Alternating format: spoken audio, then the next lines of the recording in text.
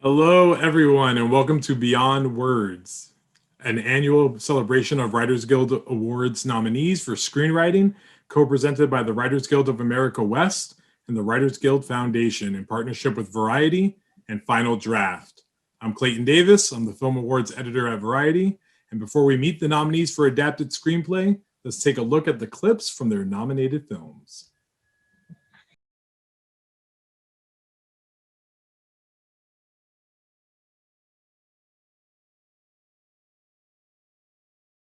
Come on, it's titty time. No, I'm not doing it. Why not? Because I'm beautiful as I am, and I don't need to be given as a gift to a man to be worth something. Yes, you do. It says so in the book. The Nadia Katov story is a lie. Not a lie, it's true. It is a lie. I did it. What? How did you escape? Out of your asshole? No, and the rest of the book is also a lie. Look there. It's a woman driving a car. That is not a woman, that is Dog the Bounty Hunter. Just because I say yes, sir, don't mean I'm spooked up by him. I know what I'm doing. Let me handle him my way. Well, go on and handle it then. Toledo, you're always messing with somebody. You stay out of my way about what I do and say. I'm my own person. Just let me alone. All right, Levy, you right. I apologize. Ain't none of my business you spooked up by the white man. Y'all back up and leave Levy alone. Oh, come on, Levy. We was all just having fun. Toledo ain't said nothing about you. He ain't said about me. You just taking it all wrong. Ain't meant nothing by it, Levy. Levy got to be Levy. And you don't need nobody messing with him about the white. It's gonna be a target on your back. It was gonna be there anyway. This ain't about civil rights. Those activists ain't too squat about them 4 little girls that got bombed in Alabama. That's why they preaching to a deaf congregation, because they ain't giving black people what they really want. What's that? What you have, but take for granted. Power.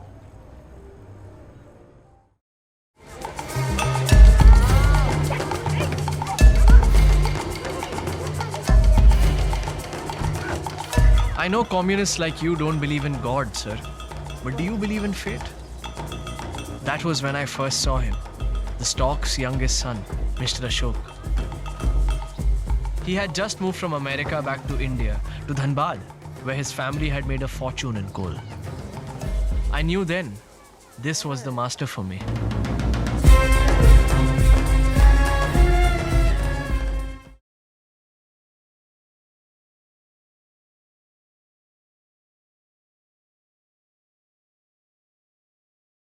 And let's introduce our panel. We have Sacha Baron Cohen from Borat subsequent Moviefilm. We have Ruben Santiago-Hudson from Ma Rainey's Black Bottom. Mr. Paul Greengrass from News of the World. Kemp Powers from One Night in Miami. And Ramin Bahrani from The White Tiger. Also, for everyone, introduce our ASL interpreters, Elizabeth Vega and Mara Bassani, who will be coming in and out during this conversation. Hello, gentlemen. How's it going? Going pretty well. Hey. Everyone's doing okay. Everyone's alive, safe, good. It's late for some of us. Paul's going to be the most tired out of all of us. It's late where he is. But congratulations on your nominations and for delivering just great films this year. I want to start this off with Mr. Sacha Baron Cohen. So you had the task of either writing a novel based on Borat or writing a sequel film of Borat. And I wanted to know how this came to be. Well, after the first Borat, which was came out in 2006, we assumed that it would be a little niche comedy movie. After it was starring it was a documentary. It was starring a journalist who was anti-Semitic and from an obscure Central Asian country. So we didn't really think anyone would watch it. It became a big hit, and which was great, but it meant that it would be impossible to make another one involving real people. I didn't want to make another one with actors. And then, so I kind of, rejected the idea of a sequel. And then Donald Trump came along, and some of the topics that we touched on in Borat 1 of, you know, this dark underbelly of American society where there was, you know, anti-Semitism, misogyny, and racism had become overt. The racists were out and proud.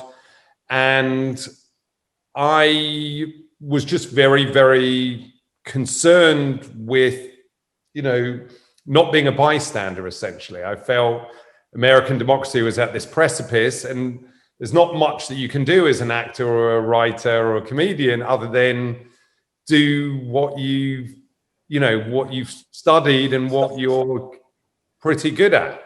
And so, you know, I got basically Borat out of the cupboard and got some brilliant writers together and said, is there a movie that we can make to come out before the election that is our form of peaceful protest? And yeah, so that's how it came about. Awesome. Great. Moving to Mr. Ruben Santiago-Hudson. So you're taking on the words of August Wilson, one of the greatest playwrights in our history. Tell me about the pressure and then just taking on the words of a master artist such as him. Well, you know, thank you for having me here and with being with these remarkable writers. You know, first of all, I had an incredible challenge of taking what I consider a masterpiece and trying to translate or manage the transition of it into another medium.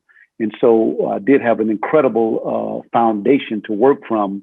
And so my task was to how do I keep it as impactful, as truthful, as profound, or if I could give that a major attempt to honor what was already there. And so the first big thing was to take an hour off of the play and still make sure that you as an audience member who may be familiar with it will not miss anything. And so that I had to adhere to August's rhythms, the rhythms of his writing, the rhythms of African-American people, their language. And so since I understand his work, August Wilson's work so well, I was like a maestro, kind of putting it together. And the things I had to take away in words, I created opportunities for the director to show in visuals, poetic visuals to match what, you know, the words that were left. And so, you know, more than anything, I want to honor August Wilson. And you know, usually when we take a job on, we want to do a great job, obviously. But when you have a personal relationship with the person who you're there to celebrate, then it takes on a whole different meaning. And so I'm honored that they called my number to translate this first one. But they never stopped telling me that if I failed horribly, the other 8 movies wouldn't get done. Yeah, no pressure. It's okay. Just don't mess this up. But thank you for that. Mr. Paul Greengrass, taking on one of my favorite genres, Westerns, with the likes of Luke Davies and Tom Hanks in the driver's seat. And you're, you know, obviously a masterful director and a brilliant screenwriter. What differed this time around for you compared to your other projects you've taken on in the past? Well, I think speaking for my wonderful co-screenwriter Luke Davis, I think we were both entranced by the novel, Paulette Giles's novel, and the chance of doing a Western, which, you know, is when I was a kid growing up, that was a sort of staple. I mean, you watched them on television in the UK all the time, and Bonanza was like the big show, you know, but they don't get made so much nowadays. And so it was just a wonderful, unmissable chance. And the story of, you know, of the character of the lonely newsreader and the sort of strange journey he takes with the little girl to sort of take her home was just 2 great characters and a great world. And it also felt eerily familiar too, eerily resonant of today, which I liked. So it was really just a great privilege, and to sit down with a great novel and solve the problems of bringing it to screen. It was actually, I think, for Luke and myself, a totally joyful project, actually. Awesome. Thank you. Thank you very much, sir. Kemp Powers, you had the wonderful task of taking on your own words, your own play, which I'm sure was no pressure at all for yourself. And you know, obviously, the writing very well. You know, I know you shared with me, you and I spoke a while back. You said, you know, you never envisioned it as a feature, and then you had to make it a feature. So what was that process like for you? Yeah, it's interesting because when I think, obviously, you know, I had the film was a play first, but even going back to my interest in theater, it came from an interest I always had in a certain kind of cinema, like films like 12 Angry Men and The Big Chill, films where characters explore ideas, films that you know really dive into the language. Those were always really interesting to me. And I think that's what partially sparked my interest in theater. And again, like the play itself, while it was enjoying a certain amount of success, I felt like, you know, we kind of hit a wall with the play. And it's just coincidence that my career as a screenwriter was kind of developing and it got to a certain point at the perfect time. So the challenge, of course, was, you know, I pretty much started over. The play exists in real time. It begins when the four men enter the room and it ends 85 minutes later when they leave the room. And I wanted to both maintain the central theme of that feeling of people have in the theater, but at the same time, I knew I had to expand it and put them in the context of the greater world. So I guess the most difficult part was just having to let go of some things that I really loved about the play, and come up with new things that I loved, that I thought were perfect for it in film. Great, thank you. And Ramin, you had fortunate or unfortunate, you're going to tell me right now, you knew the novelists, you were friends with them. So I can only imagine someone standing over your shoulder and then just watching you write the screenplay, making sure you got it right. But tell me, you know, the beauty of the White Tiger and why, you know, you were drawn to it, and how it came to be for you, writing and directing it. Yeah, as you said, Arvind Adiga, the author, and I have been friends for about 25 years. We went to college together, and he's read all of my scripts and given notes on all of them, except for The White Tiger. When he knew I was starting to write the script, he told me, this will be the first script you write that I won't read, because I give you total freedom, do whatever you want, it's yours, change it, adapt it, make it better, make it sideways, left, right, whatever you want to do. And that was pretty liberating. Although I didn't really change it that much, it was liberating to hear that. And you know, when he wrote the novel, I probably started reading it 4 years before it was published in rough draft forms. And at that point, I had made 1 or 2 films. When he won the Man Booker Prize, I was actually in London at the same time presenting my 3rd film, Goodbye Solo. And I remember that time because there was I don't know, there was a youthful spirit we had still. Like, we didn't understand what no meant yet. And, you know, I think everyone on the panel knows when we first started writing or making films, kind of you thought anything could be done, anything was possible.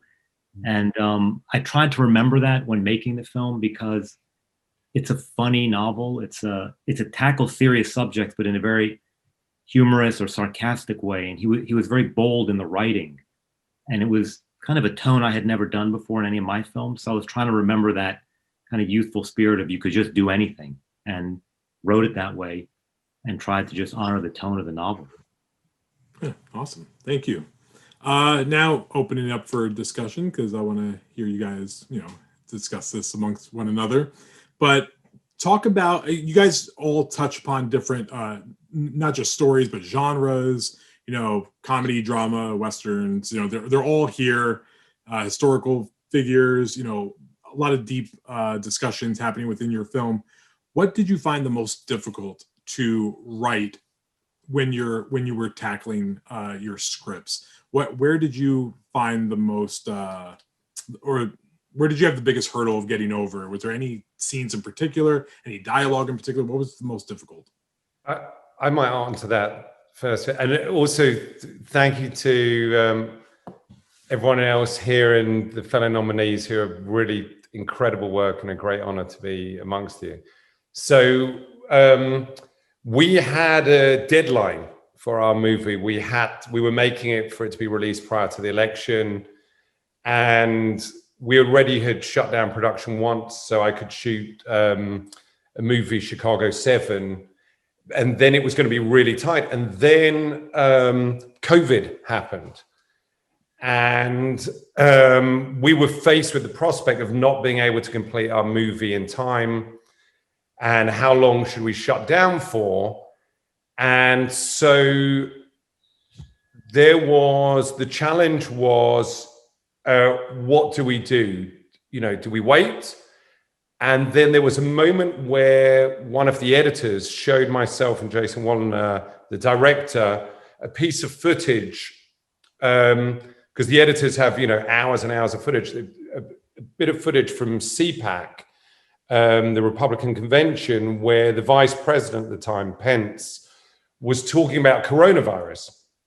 And he said, listen, there are 15 cases here in America currently. And the president called me this morning and said, whatever it is, we've got it under control. And that actually led me to realize that we needed to rewrite the end of Act 2 and Act 3. And, in the same way that, you want your protagonist to go through as many hurdles as possible at the end of Act 2, we're like, okay, let's make one of the hurdles him dealing with COVID. So he's trying to, for those who haven't seen the movie, he's trying to deliver his daughter as a gift to Rudolph Giuliani. And his daughter's left, she's rejected him, he can't find her, and he's in lockdown because of COVID.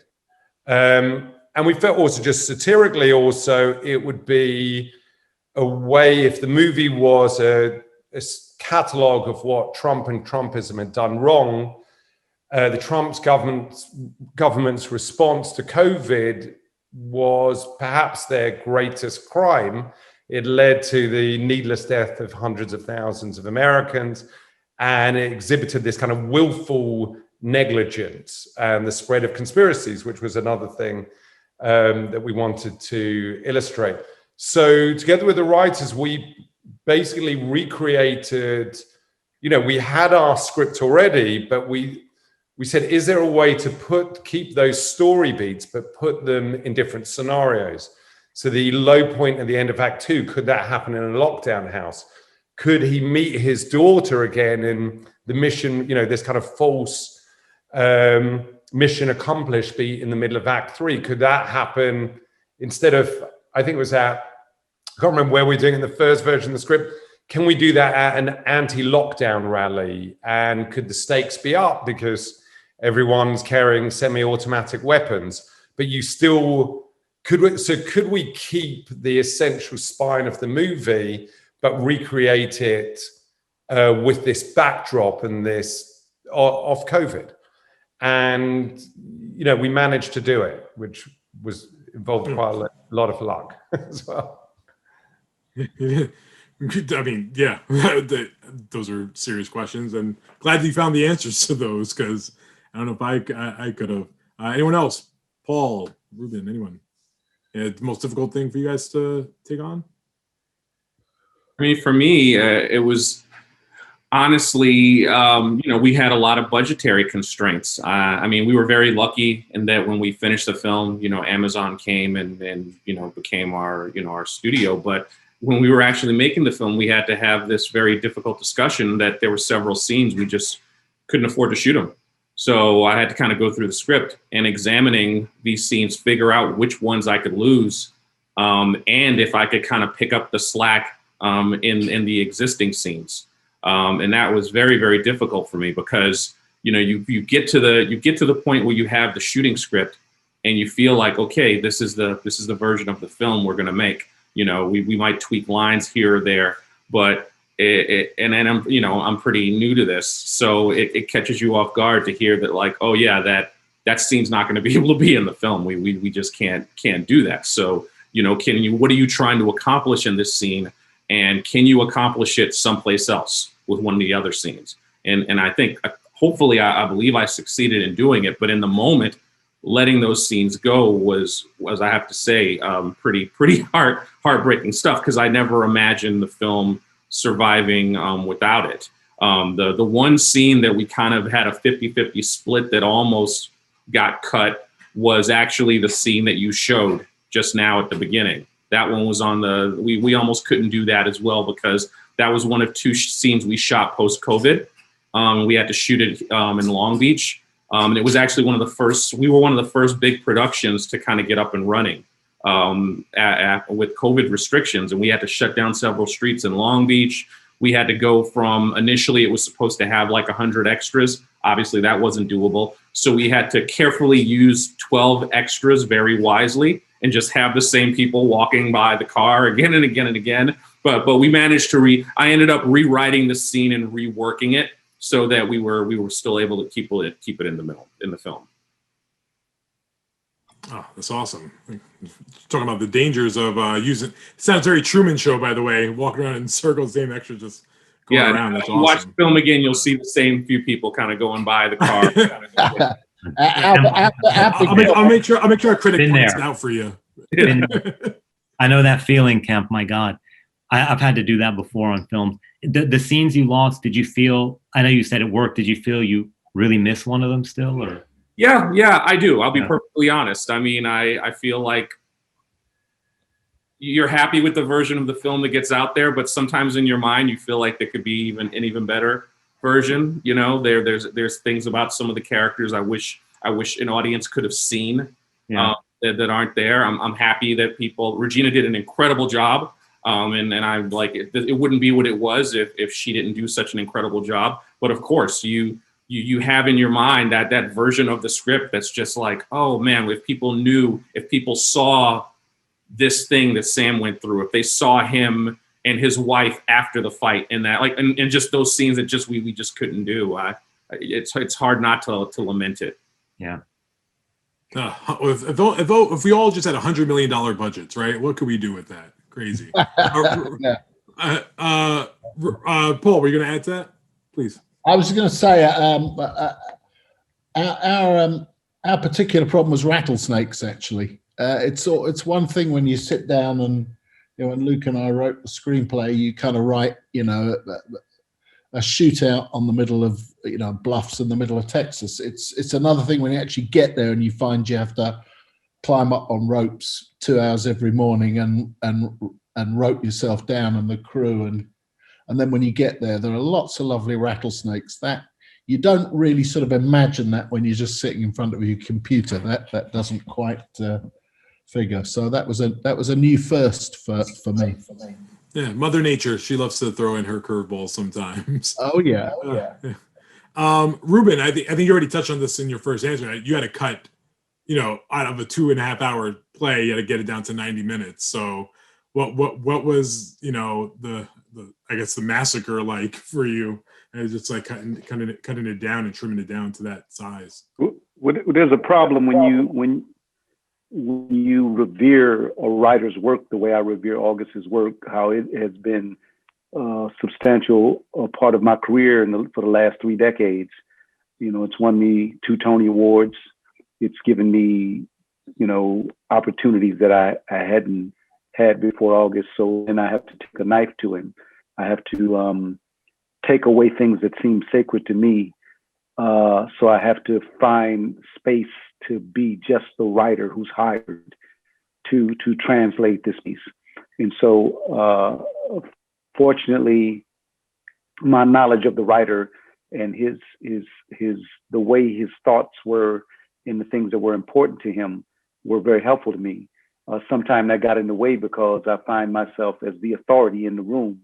When people debate with me about what should be there and what is important and what's not, it could be a problem because I have a foundation of resources from experience with this man to know that this is important to him.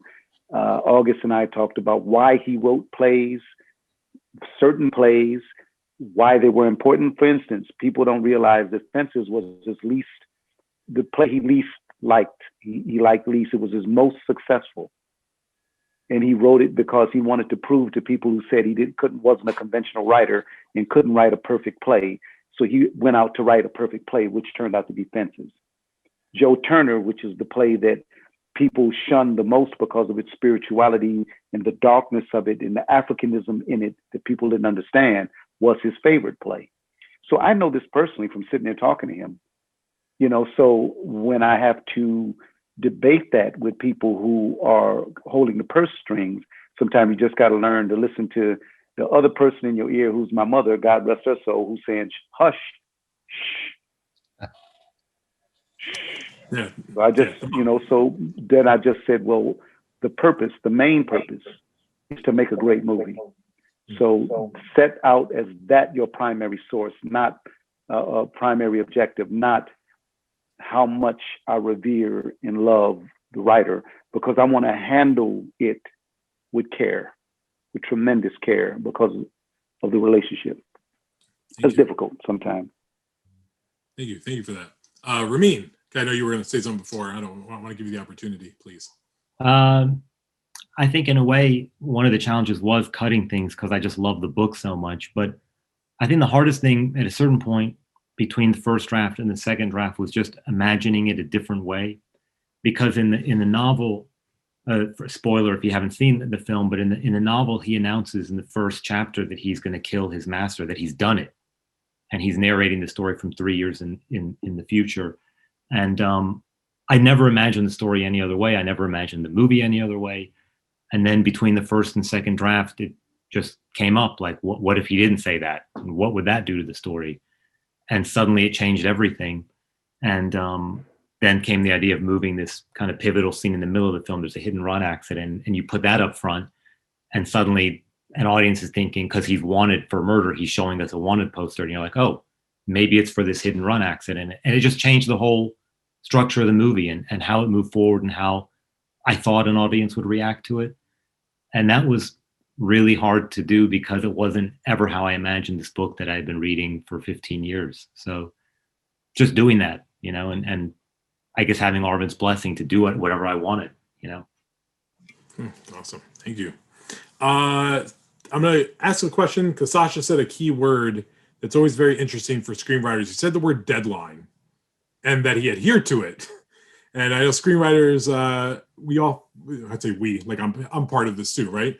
But screenwriters, you know, they struggle with the deadline part of getting things done because you're rushing things. Like what is your process like as a screenwriter? And you guys are seasoned, you know, writers in this space. What do you find helps you? Because I know a lot of people are watching right now, you know, part of the WGA. They want to be in your seat one day, hopefully not virtually, but back in person. What is your process like? What do you find that works for you to get it out there in time? Anyway, well, I'll say with me, just because you mentioned my name, it's the reality of time has run out. The real person is coming into the room. The script has got to be ready, and you have to have somehow learned the scene in time. So we had one interesting experience, which was, for those who haven't seen the movie, I spend 5 days in a lockdown house with two conspiracy theorists called Jim and Jerry. And we knew the scene afterwards was Borat finding his daughter at this lockdown protest that I referred to. And he would accidentally go up on stage with the purpose of trying to see where his daughter was. When he's on stage, he gets confused for a country western singer, and he sings a song that has been written by the two conspiracy theorists, Jim and Jerry. So we obviously had to engineer that in that house, and I was shooting these things in 5 sequential days, that at some point we would have to get these two conspiracy theorists to write a song that they would then hear the next day on stage. So we had already written a version of the song. They then thought that they were coming up with the lyrics. They came up with their own version of the lyrics. And then obviously I had to incorporate their version of the lyrics into the song that I was performing the next morning. jump out of the house, rehearse with this band. Then we found out, sent the lyrics to our lawyer, and he said, well, a lot of these lyrics are illegal because they will incite violence. So then we had to rewrite, and you're going on stage and you're performing this song, you know, and I knew I was doing it an hour later. And if you get it wrong, there's a bunch of people with guns who can get very angry. And eventually they did get very angry, but for different reasons. So it's, you know, our process is a little bit different in that we have deadlines that are continually emerging every day. So we are, you know, my brilliant co-writers are working every night and working every morning, and we're rewriting during the day as well. And then I just try and learn it, or the brilliant Maria Bakalova tries and learns it. And then the deadline is that person's in the room, they're waiting, go. You know, so it's a slightly different process. Awesome. Well, I think, Sacha, deadlines are always your friend, aren't they? You know what I mean? In exactly creative process, because you know the writing process will take you where it will, and you know then that's got to intersect with the production process. Deadlines are actually the hurdles that enable you to get through what are in effect an unimaginable numbers of choices. And you know, I'm sure all of us here in the writing process had to wrestle to get the first draft, and then the second draft, and the third, and the fourth, and you can't possibly solve all the problems of a screenplay the first go. You have to sort of have a go and then see what that is, and then go, not sure about that, you know, and then you go again. And that process of reinvention is propelled, I think, by deadlines. And I mean, I agree, Sacha. That goes on all the way to the end of production. I mean, we rewrote the end because we were getting because I felt, well, Luke and I felt that it went on a bit long, his search, and we wanted to make it a little bit shorter, and we did that within the production period. But the deadline, the fast looming deadline of the end of the shoot, propels you to go, are we sure we're right here? And then it makes you commit. So that's what deadlines do. They fundamentally, in an uncertain creative process, make you commit, and that's the essence of it. Because if you commit, that leads to more choices, so you're moving forward. Awesome, thank you.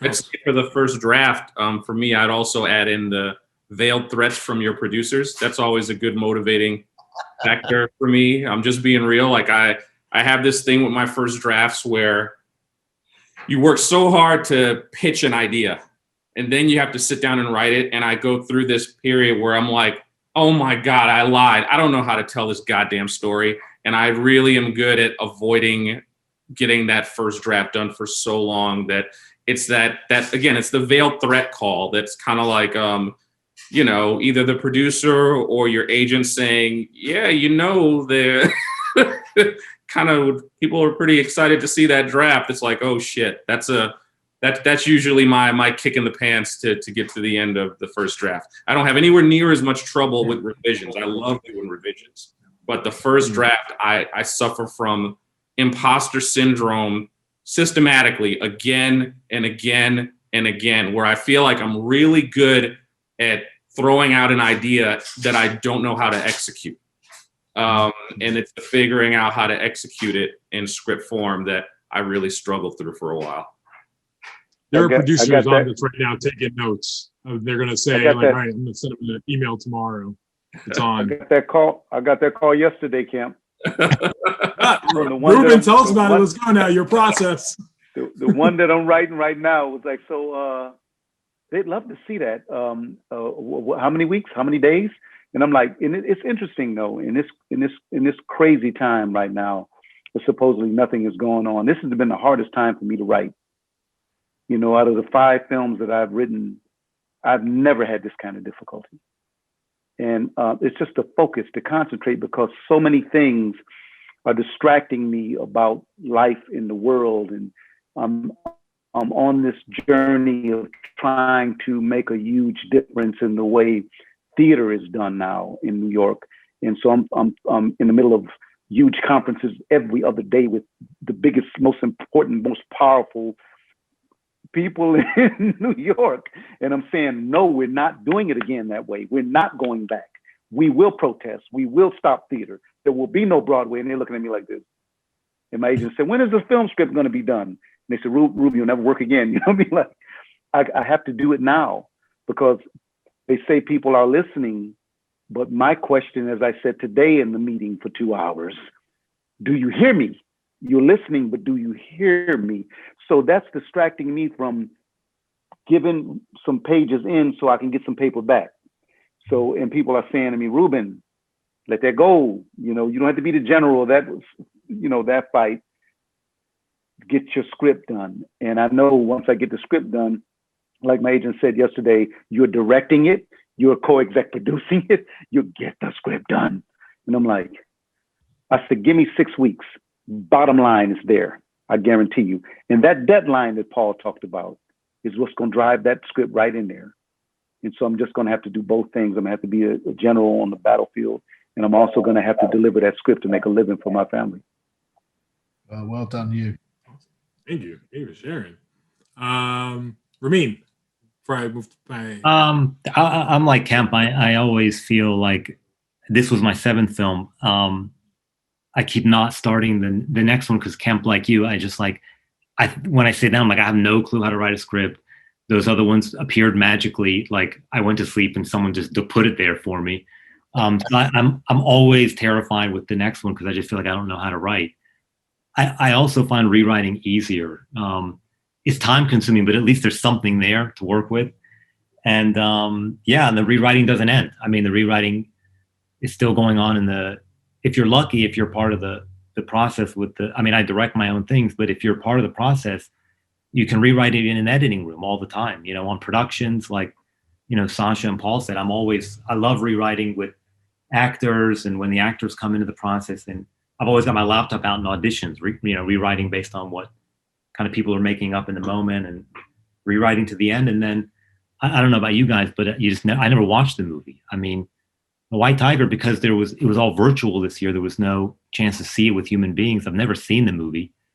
And I don't think I can, because then I'm going to want to like make a phone call. Could you please let me get it back? Let me recut it. Let me do something. Yeah. So I just don't want to watch it, or I'll want to rewrite it. I mean, just be like, Mr. Netflix, I need it back. I did it once. I did do one.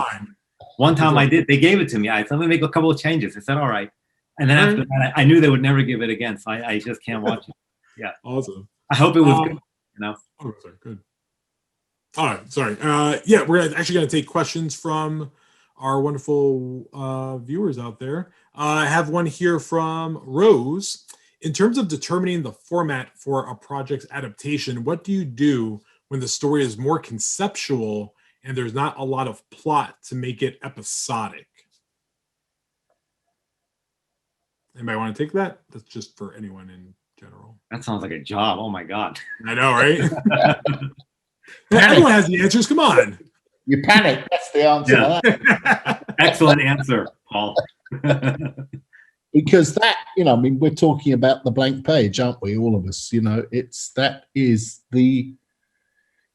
the steps in movie making, the single one that involves the most courage is the moment that the blank page turns into something on it. Of all of the steps between that and the movie rolling in a theater, that is the one that needs the most courage, because it's the one that both fundamentally defines what the piece is going to be and stands the most risk of not being what the piece is going to be. You know what I mean? It's by its nature, it's a shot at the wall, and when you direct, you always are aware of that, sometimes I direct other people's writing, sometimes I write myself. That's what you always have to bear in mind, that and protect that, the place where that courage can be deployed, because it is an act of will. It's an act of courage, as you say. It's imposter syndrome, I'm sure, strikes us all. Thank you. I'm astonished that you distinguished writers having imposter syndrome. I thought it was only me. No. That's commonplace, Paul. Question from Sydney for Mr. Cohen, Mr. Sacha Baron Cohen. Why did you choose to reuse Borat as a lens to comment on the authoritarian elements of the U.S. rather than a new character? Well, I had used new characters. I did a show called Who is America? And in that, you know, Trump got in. I was very angry, fairly disgusted with what was going on. And I thought, okay, I'm going to create some new characters that will satirize, you know, the new developments in society and the things that are changing. And the honest answer is it didn't make much of an impact. I did the show. It was well received. One politician lost his job. Another couple of politicians accused me of having lost jobs for them. I think they had something to do with it themselves. And then the midterm elections, Jimmy Kimmel, the late night host, invited me onto his show. And he said, I want you to do something for the late night, for the midterm elections. I decided to do Borat just to see whether it was possible. And I realized that firstly, I was able to do Borat with real people again. There were some people who hadn't seen the first movie. And secondly, that Borat was a way of letting those who support Trump talk freely. So really open up about how far they would go. You know, you can have chats with Borat about caging children. Well, what is the problem with these children? They have 3 meals a day and flushing toilets. This is better than the Almaty Four Seasons. And then some of these Trump supporters going, I know. I don't see what they're complaining about.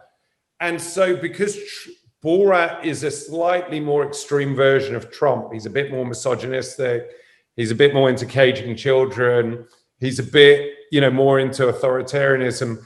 He's a way to let Trump supporters open up a bit more and come towards him. So it was the perfect satirical character for that moment, because Borat is the biggest Trump supporter ever. And once we came up with the idea for a movie, which was basically Borat's going to give his daughter as a gift to the vice president to curry favor, we're like, oh, that works, and that might be, a good thing to put out in the last week prior to the election. Absolutely. Great. Thank you. For Mr. Powers, we have a question for you. Alexis, you're my spirit animal that's out there that asked this question because I wanted to know it too. Will you ever publish a version of the script that shows the scenes you weren't able to get produced? No. I think that we put out the version of the film. That's what's gone out into the world, and that's. But I think you're about just the script itself. No. You're so mean about it. You're like, no. Yeah. Well, I mean, there's I don't know. I just kind of feel like the final the thing that we put out into the world is what I want people to see, and I don't really. I mean, it's something I reference, but not really. That's right. Alexis and I will accept that. It's interesting on that note, Kemp. It's like I agree with you. That's not the script that I'm publishing or that they're publishing, but this subsequent scripts that I wrote that a lot of things that they took out will be in my archives. For people to read and study. Later on, as I'm gathering all my material now to archive it in a couple different places. And if people wanted to see what my original was, or versions of my 20-some or however many versions I had of that movie, it's helpful for young writers or even just writers to see. But if you were to publish it now, it would confuse people. You know what I mean? But to have it as a resource. It's the part of it is the confusion with the internet. I feel like things so quickly get muddled. And I just wouldn't, I don't know. I wouldn't want to muddle. I mean, of course we have scenes that they might have deleted scenes that we shot, but then Regina cut, but that's different than like. So I just don't want to muddle things. I'll accept it, Kemp. Okay, I'm like I can't wait to see the longer version though. That's what Criterion's for, so I look forward to it. Question for Ramin. Although I love The White Tiger and watched it more than once, I see that some film critics in India have had problems with it. If you had made the film primarily for Indian audiences and not for a global market, what might you have done differently? Or do you stand by your approach that you took? No, I stand by the approach. I mean, I know it was, I think it was #1 in India on Netflix films and streaming for like 3-4 weeks or something. So I know the reaction was very positive, but of course, it's always challenging when you make a film that is critical. Certain people aren't going to like it. And I understand, you know, if someone criticized me and how I lived, I wouldn't like it either. So, no, I don't think I would have changed anything. Of course, it was in my mind that the movie could reach a global audience, but I didn't change anything for that reason. My crew in India was 99% Indian. I think I brought 4 people with me, from 2 from the US and 2 from Italy. Everybody else was Indian by choice. I wanted to work with an entirely Indian crew. My producing partner was Indian, so I worked with him very closely on the script, and my main other collaborator is an Iranian woman. So both of us have a pretty good sense of the culture. There are differences, but there are a lot of similarities. But I always imagined it was a global film because the theme seemed that way. You know, especially with the gap in wealth inequality, which just seemed to be, unfortunately, exacerbated by COVID. So for me, the servant class that you see in India is not that different than what we have in the West. I have a Rolodex of servants on my telephone right now. We all do. We can call Uber drivers, seamless delivery people, TaskRabbit workers to install our tables from IKEA. So there is a burgeoning servant class all around the Western world that we are accepting, and it's only getting worse. I mean, we live in America. We live in a country that cannot even accept $15 minimum wage. So it just seemed like a global story, you know. But we tried. I think, like every writer here and all the writers that are listening, we try to tell our stories as specifically as possible, with as much authenticity as possible, and as much detail as possible, and we tried to do that. Well said. Thank you. Snaps for you. Very good. Thank you, Ramin, for that. You're welcome. Yeah, forget those critics, man. We don't need them anyway. All right, as for Jill, from Jill, this is for everyone, whoever wants to take it. When adapting a novel, what do you do first to pick the parts of the novel that you want in the film? Ooh, this is picking and choosing what you like and what you want to do. I mean, just because I'm here, there are certain things that seem structural to the story, but I always go with what excited me the most. You know, I remember when I was rereading The White Tiger to work on the script, I had already underlined so many things from the first time I read it, and I was remembering all the things that got me excited. So I'm always going straight to the things that excite me and stayed in my mind, you know, because I hope they would excite other people. Great. Another question from Simon. This is a classic question, but everyone's favorite and helpful beyond words. From all your experiences, what is the one piece of advice that you give to other screenwriters about writing? Because you guys have the answers. You masters, you did it. You made it. They want to know how to get your juju. Mine is simple. You will finish. You will finish it. Yeah. I think try and fail quickly. So just a little technique I do, I don't know if anyone, is that I don't always write a final draft. I have a Word document as well that I'm trying stuff with. So sometimes if I have an idea for a scene, you know, me and my collaborators will spend 10 minutes on it. Even if we think it's a terrible idea, one of us goes, I think there's something in this. Let's just spend 10 minutes. And then it either flows or it doesn't. And then you can reject it and move on. But, you know, Paul was talking about that intimidation of the empty first page. I'm scared by that as well, which is why I actually use Word. Sorry to Final Draft who are sponsoring this. They're all tricks, aren't they, Sacha? Tricks to so you're not you kid yourself you're not really doing it. Do you know what I mean? It tricks to reduce the pressure. Exactly. Right, ease up the pressure, because the pressure of this has got to be great, or that's what makes it bad and makes you play safe. Yeah.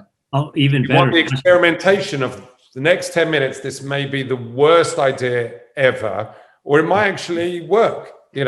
Sacha, I have a suggestion for you, because I'm using it like that.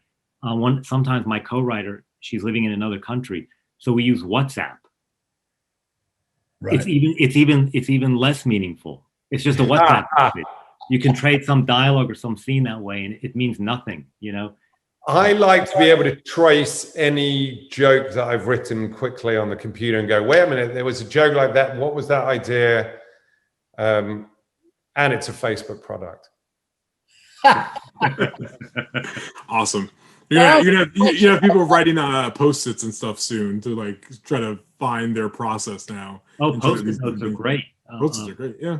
Post-it notes, because you can't write a lot on a Post-it note. You can just write exterior apartment, main character wants such and so. You can't write anything else.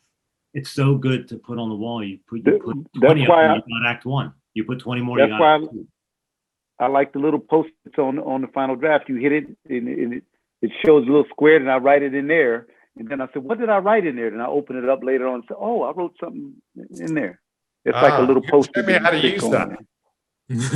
I always got confused by that one. I don't. Yeah, no, that's cool. I don't know how to use that. I gotta say, the world has changed so much, but Final Draft has not changed at all. I'm sure we got Final Draft text. 25 years we can get it going. Actually, it's PDF Expert. I think it's PDF Expert where I press the little like it's a square, like a window, and you type in that little window, and then you just close it, and it just sits there. And you put it where you want, and it just sits there. You don't know what's in there until you go back and say, I know I fixed the scene, and then you open it up and bam. Awesome. I think I have time for 2 more questions from Devra. Whoever wants to take it. Please talk about the important use of art for activism. Which artists or filmmakers inspired you to know you could use your gifts as screenwriters to champion a cause in the guise of escapist entertainment? Very great question. Who wants to take it? I mean, there's like too many people to name, but it's obviously this past year has been insane.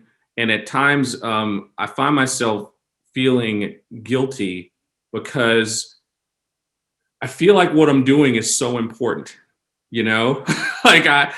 sometimes you feel guilty about that because on the surface, it seems so cavalier to the rest of the world. But when you're in it, I mean, whether you're making a historical piece or a cartoon, it feels like the most important thing. It feels like I am doing the most important thing in the world right now. And I don't know, that's whether you're motivated by activism or whatever, that's what I love about what we do, is that the people who do it, I'm not talking about like open assignments, you just need it. I'm talking about like, these are folks who are motivated by passion for their individual projects, whether in this case, you something you've read, something you've seen that inspires something in you. It feels like it's the most important thing in the world that you tell this story. And I think that's why this medium has such incredible ability to promote activism. Like I have zero evidence, but I would guess that a significant number of young people would have probably gone out and voted because of Sacha's film. I don't think that would be an unfair assumption to make about this election, that there are a lot of young people who probably wouldn't have voted and they saw Borat and they did. And that to me is a reminder that is embarrassing. It's not cavalier. I have to remind myself that what we're doing is not cavalier. We actually have an incredible amount of power, an incredible amount of power to affect people's minds and hearts. And when I see artists like the gentleman I'm assembled with here. Ramin did a short film I watched years ago called Plastic Bag. And I must have rewatched that damn short film 100 times. It gave me it was about a plastic bag having an existential crisis.